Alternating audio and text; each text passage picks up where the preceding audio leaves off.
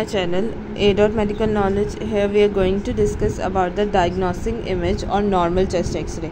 This is very important topic overall. In this video we are going to discuss what we will study in normal X-ray and what abnormalities were we considered in X-ray. Let's start our topic, which is diagnostic images normal chest X-ray. It's a part 1 video. The plane of X-ray is most commonly performed imaging exam. अब यहाँ पे ना मैं आपको points important बता देती हूँ कि ये क्यों हमने चेस्ट एक्सरे करवाया। कार्डियोपल्मोनरी कोई भी डिजीज़ कॉमनली आ जाती है तो हम क्विकली इजीली असेस कर रहे होते हैं कि हम जाके कह देते हैं कि आप PA व्यू या AP व्यू, ज़्यादातर PA व्यू करवाते हैं। आगे हम पढ़ेंगे अभी कि PA व्यू क्यों करवाते हैं। वो स्टैंडिंग पोजीशन में होता है तो हम पेशेंट को जल्दी से रिकमेंड कर देते हैं कि PA व्यू करवा के ये एक चीप और इजी और क्विक एक्सेसिबिलिटी होती है कि हमारे डायग्नोसिस पर्पज़ में हेल्प करे। मोस्ट इम्पॉर्टेंटली जो एलिमेंट इन्वॉल्व होता है हम उसे कॉमनली देख भी सकते हैं, जैसे कि हम मोस्ट कॉमनली पढ़ के भी आए हैं पीछे कि एक्सरे जो है वो हमें डायग्नोसिस पर्पज़ के लिए हेल्प होता है और ये रेडियोलॉजी का लेक्चर है तो इसलिए हमने एक्सरे क्यों करवाया ये पढ़ने लगे, कितने टाइप का करवाया और उसमें हमने क्या देखा। तो हमने चेस्ट से स्टार्ट किया। सबसे पहले हमने वही पीछे पढ़ा कि कैल्शियम जो है वो बोन नज़र आ रहा होगा, 4 कॉन्ट्रास्ट होंगे, फिर सॉफ्ट टिश्यू आता है, फैट आता है, गैस और एयर आता है।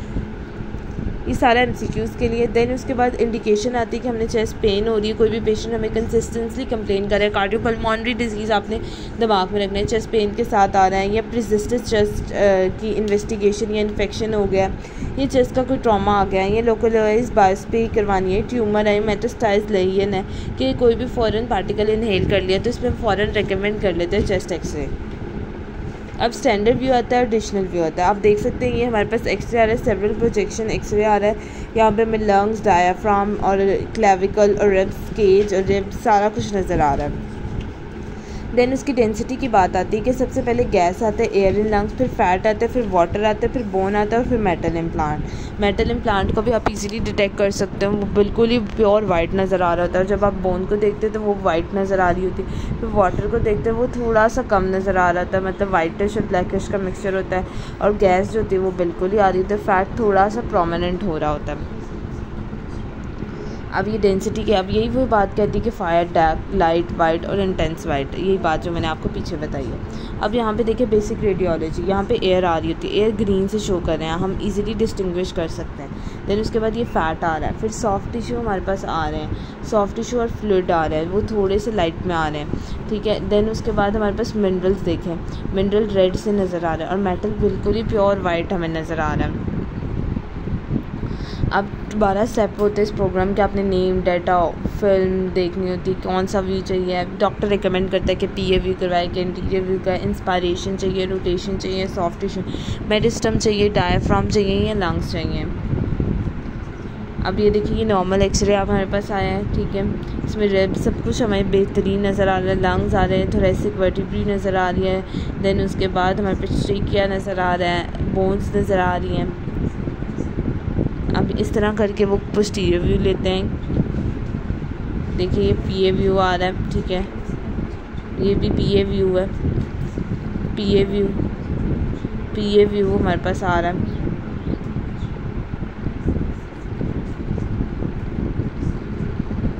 अब जो main factor determinant technical quantity of radiography, ये तीनों फैक्टर आपने याद कर लेने, रट लेने हैं।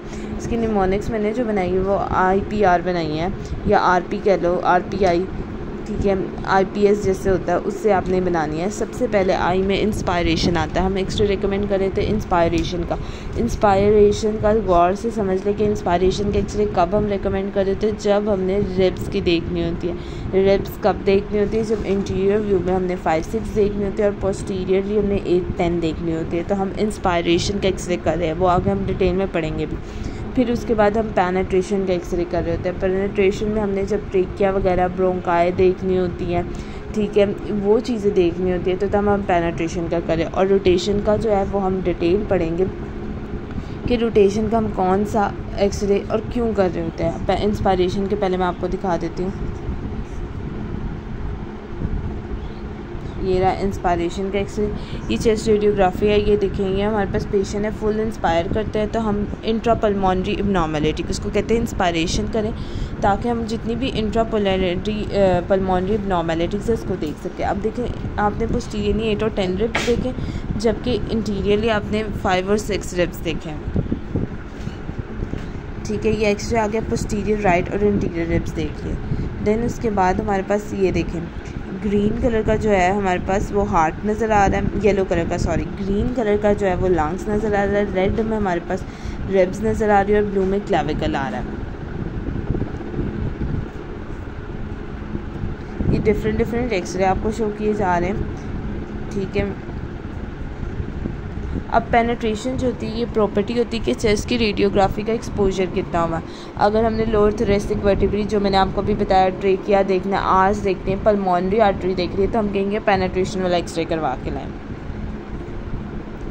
ठीक है, ये पेनिट्रेशन का आ गया। आप देखिए ट्रेकिया भी आपको नज़र है, ब्रोंकाई, ये ब्रांचेस सी ट्री लाइक नज़र आ रही हैं, ये सारी चीज़ें देखने के लिए पेनिट्रेशन एक्सरे होता है। अंडर एक्सपोजर नाम ही आपको बता रहा है कि विजिबिलिटी नहीं आ रही थोरेसिक वर्टिब्री की, तो उससे हम कहेंगे कि ये अंडर एक्सपोजर है। लंग्स अपेयर होंगे डेंसर और वाइट, माइट भी अपेयर इनफिल्ट्रेटेड, कि वो इनफिल्ट्रेटेड है, वो अंडर एक्सपोजर है।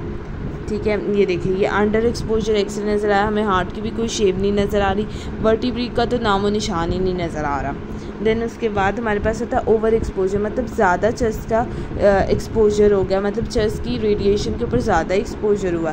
तो आप देखेंगे कि रेडिकुलेंट मतलब बहुत ज़्यादा ट्रांसपेरेंट और डार्कर स्ट्रक्चर नज़र आएंगे, रेडिकुलेंस इनका मतलब है। और लंग्स भी डार्क नज़र आएंगे और एयर फिल्ड लंग्स नज़र आएंगे, जो कि हमें बता रहा होगा कि एम्फीसीमा की तरफ जा रहा है, लेकिन वो ज़्यादा ओवर एक्सपोजर है। अब देखेंगे यहाँ पे कितने ज़्यादा ब्लैक नज़र आ रहे हैं, हार्ट की भी क्लाइनिंग हो रही है लेकिन बहुत ज़्यादा डार्क नज़र आ रही है, ओवर एक्सपोजर हुआ हुआ है। रोटेशन जो होती है ये हमारे पास क्लेविकल के हेड से हम करते हैं, और ये सबसे इम्पॉर्टेंट और मज़े का टॉपिक है कि क्लेविकल जब भी एक्सरे आता है आपने क्लेविकल के हेड से डिटर्मिनेट करना है कि उसका स्पाइनोसिस प्रोसेस से और थोरेसिक वर्टिब्री से डिस्टेंस कैसा है। फॉर एग्जांपल ये देखिए, एग्जांपल से समझाती हूँ। ये देखिए थोरेसिक वर्टिब्री का, ये क्लियर नहीं होगा, ये देखिए ये स्पाइनेसिस प्रोसेस है, मीडियल क्लेविकल का डिस्टेंस देखिए इतना डिस्टेंस होना चाहिए। ठीक है, ये लेफ़्ट साइड पे, राइट साइड पे आप देखें तो वो डिस्टेंस कम हो रहा है, मतलब रोटेशन आ रही है, मतलब वो राइट साइड की तरफ मूव कर रही है हमारी क्लेविकल, तो हम कहेंगे कि ये हमारे पास एब्नॉर्मैलिटी की तरफ जा रहा है। ठीक है, आप देखिए शार्प एजेस का बन रहा है, यहाँ पे ब्लंट एज बन रहा है। ठीक होगा, जब भी एक्सरे देखना है रोटेशन में आपने सबसे पहले स्पाइनोसिस प्रोसेस देखना है, देन उसके बाद मीडियल क्लेविकल के हेड्स देखने हैं, उनकी रोटेशन हुई है, फिर आपने ब्लंट और शार्प को देखना है।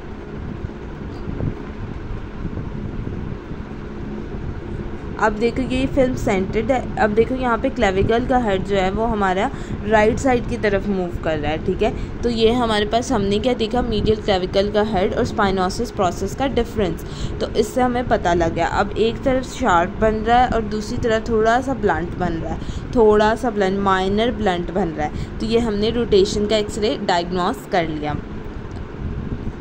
देखो अब ये नॉट सेंसर है, अनइवन डिस्टेंस है मीडियल क्लेविकल और सेंटर लाइन से।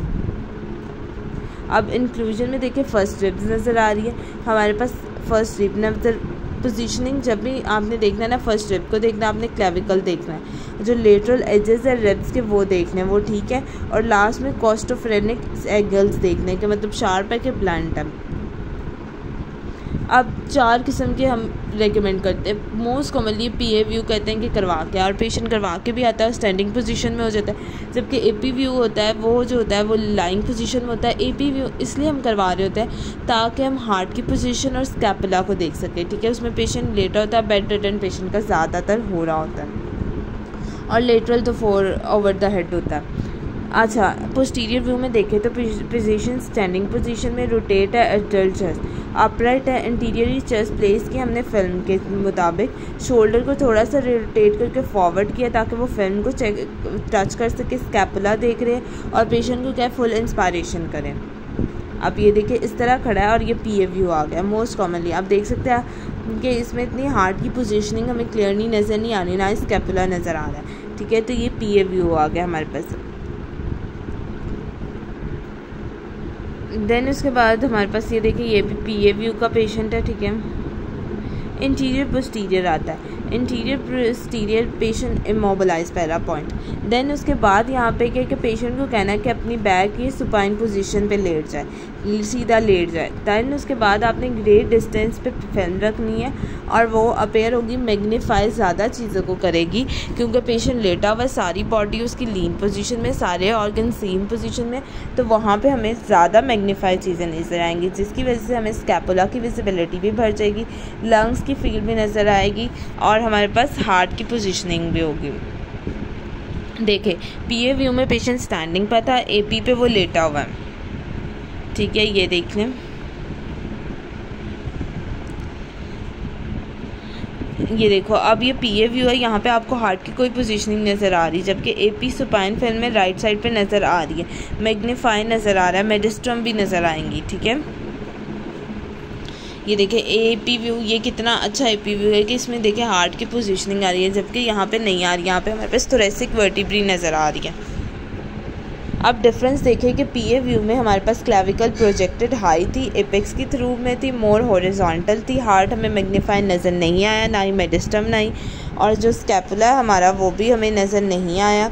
अवे था लंग से, रिब्स जो थे वो ऑब्लिक थे और supine and position and ribs are clearly seen. Then उसके बाद लेटरल पोजीशन आते हैं, पेशेंट स्टैंडिंग अपराइट पोजीशन में, लेफ्ट साइड चेस्ट की अगेंस्ट द फिल्म है, आर्म को हमने रेज किया। ये तो लेटरल व्यू तो बहुत होता है कि आर्म को हम कहते हैं अपने सर के ऊपर उठा लो और हम हार्ट और डायाफ्राम की पोजीशन देख लेते हैं पीए व्यू में, ठीक है। 3 डिमेंशन ऑर्गन्स कर होते हैं। लेटरल व्यू में जो होता है वो हमारे पास जो हमारे पास कंटोर है हार्ट की देख रहे होते हैं, विजिबल होती है। मैंने आपको पहले ही बताया कि जब आपने ऊपर कर लिए हाँ तो आपके लंग्स और हार्ट क्लियरली नज़र आएंगे। बॉडी डार्कर हो जाएगी, यूजुअली रेड नज़र आएगी और ये लुक केयर पैथोलॉजी भी हमें नज़र आ जाएगी। अब यहाँ पे देखें ह्यूमरस नज़र आ रही है हमें, ठीक है, ट्रेकिया नज़र आ रहा है और थोरेसिक के लेटरल व्यू में नज़र आ रहा है, ठीक है। मतलब इसमें वर्टिब्री क्लियरली नज़र आ रही होती है। मोस्ट कॉमनली जो हमारे थोरेसिक वर्टिब्री होता है उसको हम देख रहे होते हैं और डिस्क वगैरह भी देख रहे होते हैं, ठीक है, पीए व्यू में, ठीक है। अब ये देखिए ये हमारे पास कोस्टोफेरेनिक एंगल जो ब्लंट और मैंने शार्प बताया था वो है। लेटरल डिबिक्यूअस पोजीशन की बात करें तो पेशेंट लाए हो रहा है आइदर राइट साइड, मतलब साइड लाइन पोजीशन में, rather the standing position regular radio label according to the side place would be often useful in revealing pleural effusion, cannot be easily observed in upright view since effusion will collect depend upon the patient। के मतलब effusion वगैरह के लिए आपने देखना है तो side line लगा देते हैं, बस ये याद रखना है, ठीक है। ये साइड लाइन का एक्सरे दिया हुआ है। एनाटॉमिकल स्ट्रक्चर्स देख रहे थे, चेस्ट का mediastinum, hilum, lungs field, diaphragm, pleura, surface bone और सॉफ्ट टिश्यू। ये हम नेक्स्ट पार्ट की वीडियो में डिस्कस करेंगे कि कौन से एनाटॉमिकल स्ट्रक्चर्स चेस्ट में एक्सरे में देखने होते हैं। Thank you so much for watching this video.